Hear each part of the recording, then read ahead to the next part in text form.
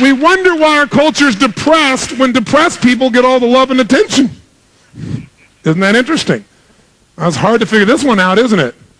So what I want you to do is you got to make a choice. You can either bow your head and fit in, because if you stand out, then there are going to be a few people that are going to take shots at you, and that comes with the territory. So you either get to live with your head bowed or live with your head high and take a few hits and enjoy your life like most people never will.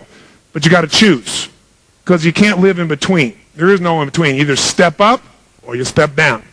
So right now, decide which one you want, and the easiest way to decide is first do a little celebration and see how it feels to cut loose, and then decide, no, I want to stay back here, or decide to stay there. How many want to go for it? Say aye. So rule number 1, feet must come off the ground. Rule number 2, use your hands. Rule number 3, use your... Make some noise like crazy. How many of you in this room like to sing when no one's around? You're in your car, you're rocking, you get the stoplight, you're still singing and rocking, you look over, someone is staring at you in the next car, you quickly pick up the cellular phone like you've been talking to somebody. The reason you like to sing is because in order to sing, you have to move different muscles in your body, and therefore you get to feel them. The more you want to feel, the more you got to move. Your voice, your body, your face, your gestures, everything. And we're going to only do this for 15 seconds of total celebration. We shake the room because we don't want to make you too happy too quick. This may screw things up. Are you ready? We'll count it down, 1, 2, 3 with clapping, and then we'll celebrate. Here we go. By the way, keep an eye on the person next to you. Make sure they're not, woo. Ready? Here we go. 1, 2, 3. Come on over here. Come on over here. Come on over here. Come on. Come on, I can't hear you over here. Come on over here. Whoa. Very nice. Give yourselves a hand, ladies and gentlemen. Give a high five from the person next to you and grab a seat, feeling good. Grab a seat.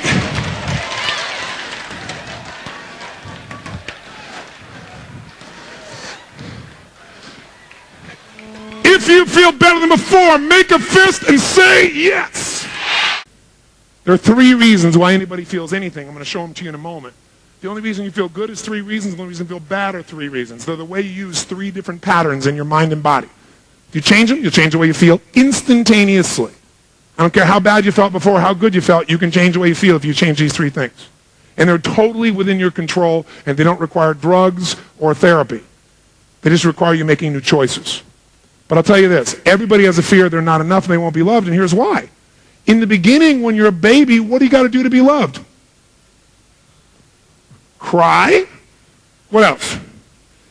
Anything you do, you'll be loved. You poop, they go, oh, poo-poo, yellow poo-poo, oh, I still love you, baby, poo-poo. Isn't that true? You vomit all over somebody, oh, baby, it's okay, baby, love you, baby, yeah, love you, baby. Doesn't matter what you do. You crap, you vomit, you fart. Try that stuff when you're 50 and see if it works real well. See if you still get that love you were thinking about. Right? You're fat when you're a baby and you're loved. Try that later on, see if it works. Look at those big chubby cheeks. Last time you heard somebody say that about a 35-year-old. Look at those big chubby cheeks. But wasn't it cute then? Because everything was cute then, because oxytocin was flowing, baby. Right now, there is a day when that oxytocin stops flowing and all hell breaks loose. That's a day when all of a sudden you did the same little poo-poo, but you got in trouble. That was a day when maybe you went out and other kids didn't have the same oxytocin flowing for you like your mother did or your father did, and all of a sudden you found out you weren't made of gold. All of a sudden you got pain instead of love, and it is a massively disrupting event. Now, if you go to a therapist and lie on your back long enough and freely associate, you can find many moments when you felt unloved, and you can tie that moment as the reason why you have such low self-esteem that you do these terrible things and can't feel terribly great. Or you could say, I'm a human. And everybody's got the fear because we all had a moment when we lost that total unconditional love or felt we did. And we've had lots of moments since then.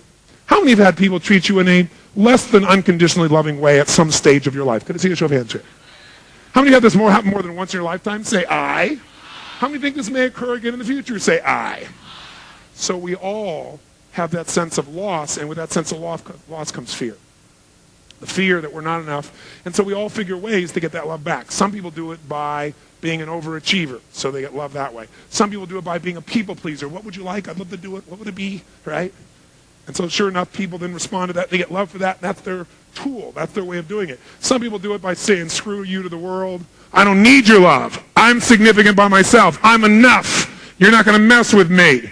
Really inside, they're freaking out. But they have this surface thing that they do to push everybody away, so they give no one the power to make them feel insignificant. We all have a fear we're insignificant and unloved, or will be. So that's all that's happening for you. It's called being a human. It just shows up in a context because you picked a profession where on a regular basis you need to make requests of people, and lots of times they're going to say no, and their no becomes for him rejection, failure. Worthless is the word he would never say that he really felt. He doesn't want to say worthless because that scares the hell out of him. So he says, not successful.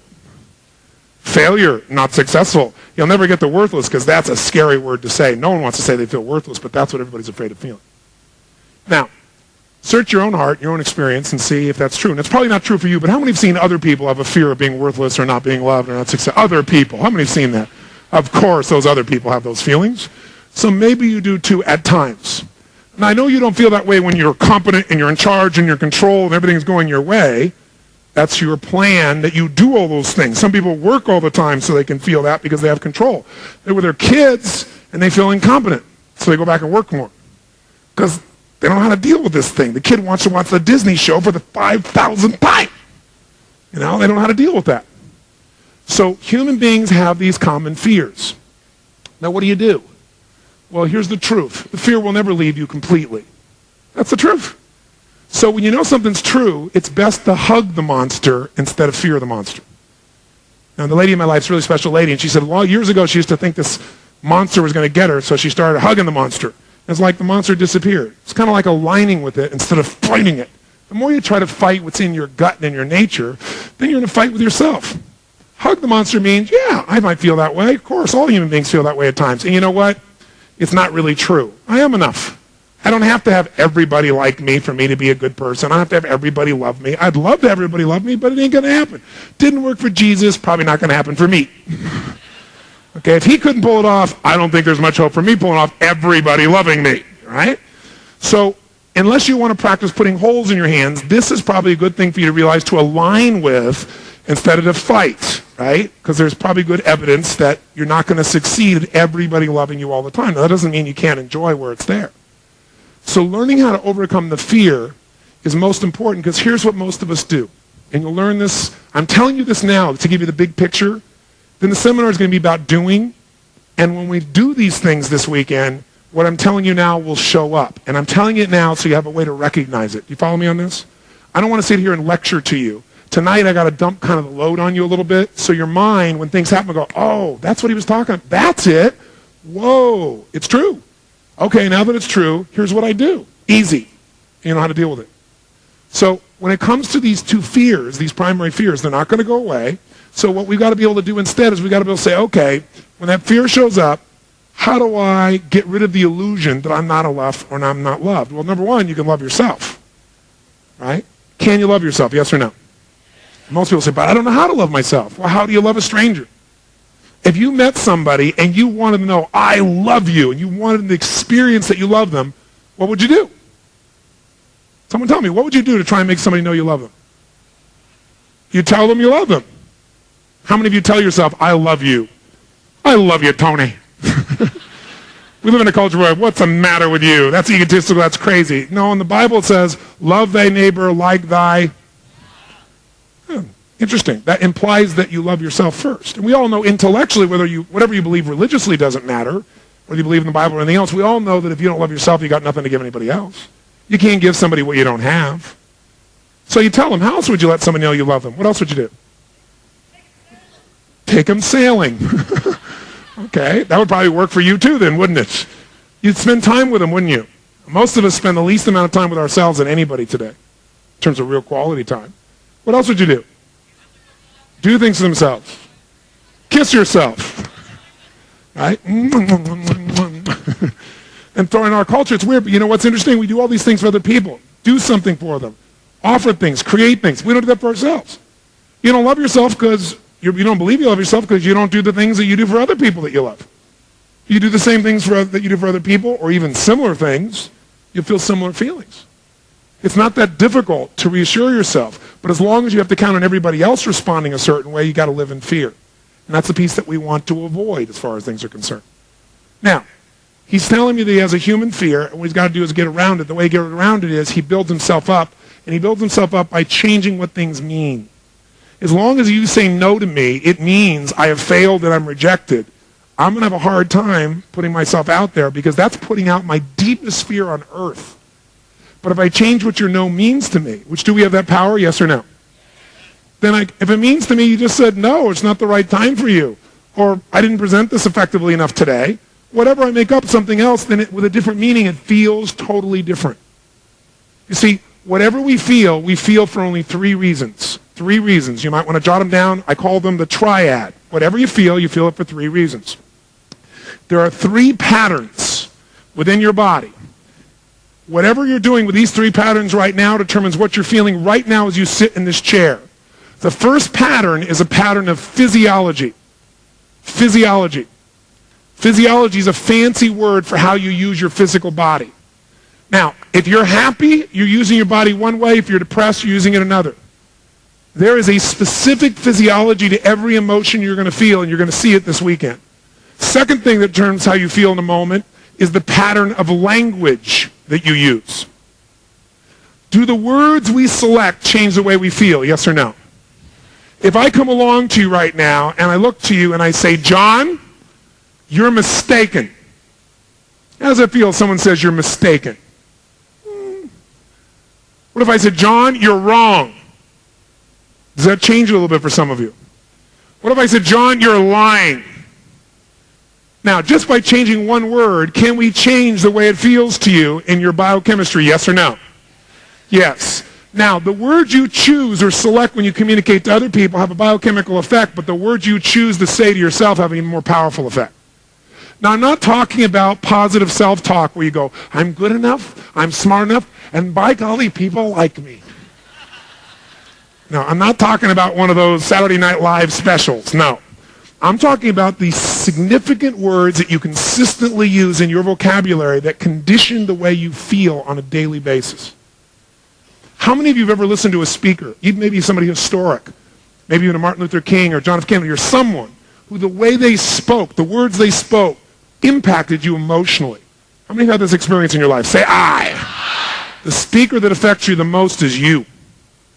And most of us have no clue of the language patterns we're using.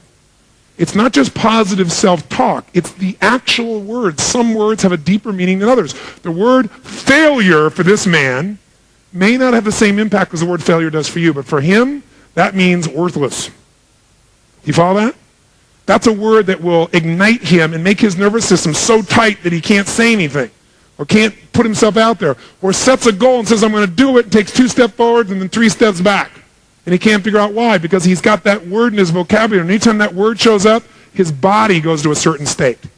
When his body goes there, those words show up. You're going to see they're tied together.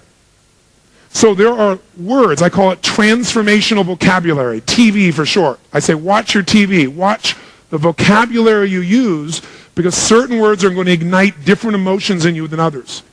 And they're different for everybody. You got to find out which words trigger you. We have certain phrases that we say again and again and again that hypnotize us. I call them incantations. They're patterns of language. An incantation is like not a word, but a sentence you say again and again and again. And as you say it, with such certainty, you begin to believe it, and it's true for you. How many of you have ever had the experience, for example, of, let's say someone says to you when you're a kid or as an adult, they say, could you go get me the salt? And you say, I don't know where the salt is. Because you don't know at that moment. Or you don't want to get up.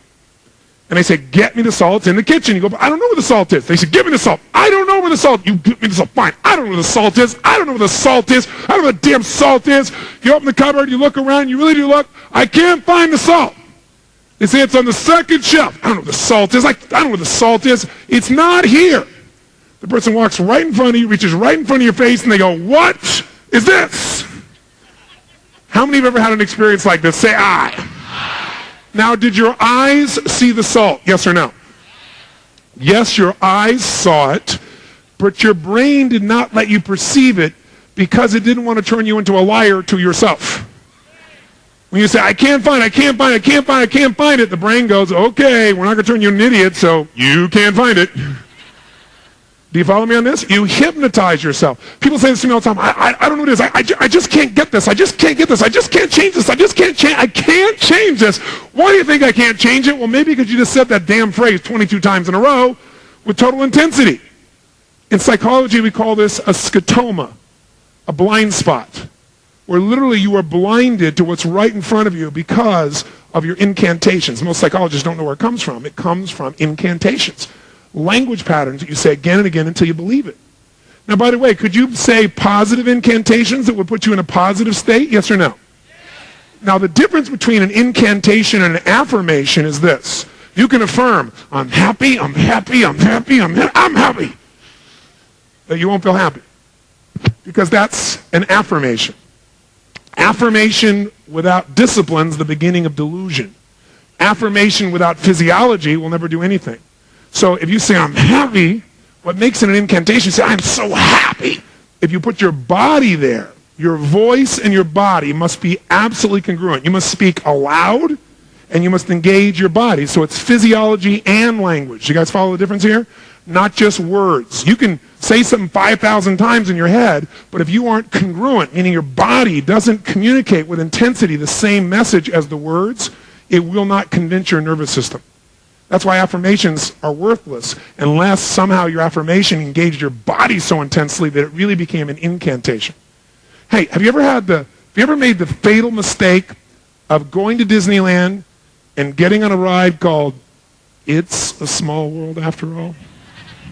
How many have made this fatal mistake? Say aye. What's in your head for the rest of the year? That damn song in 22 languages, right? That's an incantation because it's got so much energy to it. Now, the third thing that determines how we feel is the pattern of focus/belief, because they attach to each other. Focus/belief. Whatever you focus on, you're going to feel. Whatever you focus on, you're going to feel. Now, what do I mean by that? Well, I'll give you an example. How many of you have a memory in your life of some experience that's so painful that if you were to focus in on enough right now, you could feel it all over again and feel like hell all over again? How many got something like that? Say aye. How many of you have more than one? How many got a whole menu of shit you could pull from back there? Say aye. Some people say, why go to my past? My present is shitty enough. Other people are not happy with that. They make up stuff that hasn't happened that may never happen and feel bad about it in advance. Real smart. But here's what's true. Whatever you focus on, you're going to feel. Whether it's true or not doesn't matter. Because focus equals reality to the individual. Focus equals reality to the individual, even though it's not reality in actuality.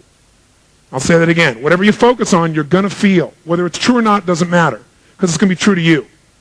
Whatever you focus on will be true to you. Focus equals reality to the individual, even though it's not reality in actuality. Whatever you focus on, have you ever had this happen? You thought somebody did something horrible to really screw you over, and you got so angry at them, and later on you found out you were dead wrong, and they didn't do anything? How many have had this happen? Say aye. But when you focused on it, it made you mad, didn't it? And maybe even behaved in a way that wasn't very elegant. It's all because what you focus on, you feel. So remember, just because you see it, just because you believe it, doesn't mean it's true. It just means you're focusing on it. Because whatever we focus on, as soon as we focus on it, we tend to attach a belief to what we focus on. We tend to attach a meaning. So he focuses on the person said no. This person said no to me, and the meaning for him, the belief is, that means they've rejected me. The most successful people in sales, by the way, are people that don't see any no as rejection. They just see it as they don't have enough information, or it's not the right time, or I need a new approach. And so they don't have any personal hurt. It doesn't bring up their primary fear, even though they're experiencing the same thing called no. Because the meaning for them is not I'm worthless, right, or I'm not enough, or I won't be loved. The meaning for them is, oh, we're just not there yet, or this isn't the right time. That little shift in language and meaning and physiology completely changes the experience. How many follow this? Say I.